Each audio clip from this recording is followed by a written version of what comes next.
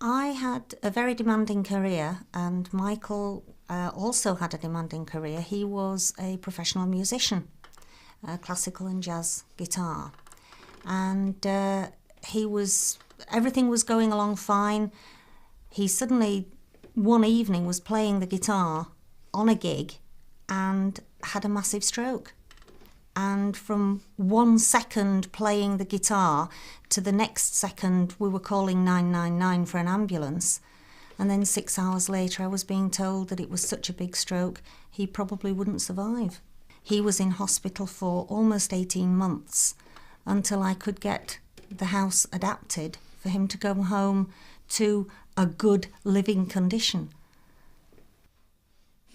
Initially, the local authority who came to look at the house when we applied for a grant told us that because of the nature of the house, it simply couldn't be adapted. It wasn't suitable for adaptation. I and Michael didn't want him to come home to living downstairs, not having access to toilet, our own bed, that sort of thing, washing facilities. So I was left very much in no man's land, not knowing where to turn.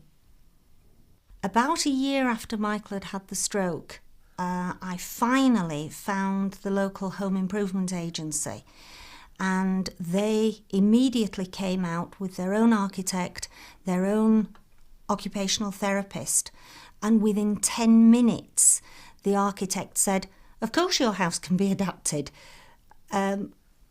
Of course, we just move things around, close up a door, open up a window, put you a vertical lift in. Yes, the bathroom can be adapted."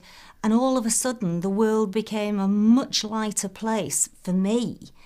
And I could go into the hospital to Michael and say, there is light at the end of the tunnel.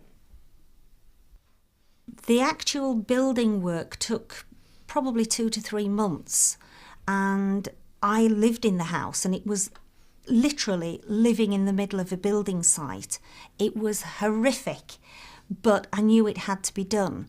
So at the end of each day, when the builders had gone home, I took photographs of what they'd done that day, which part they'd bricked up, which holes they'd cut in the walls, and then had them developed, took them into Michael in the hospital so that at least he had some understanding of what was being done at home and how the work was progressing. Well, the Home Improvement Agency did project manage the whole situation for me because it was such a large grant, such a large job, and they were making regular visits. They were the other end of a telephone. I only had to ask for help and advice, and they were there. In fact, I really don't know what would have happened to us as a couple, and particularly to Michael, had I not found the Home Improvement Agency. I'm happier now than ever before. I like the house now.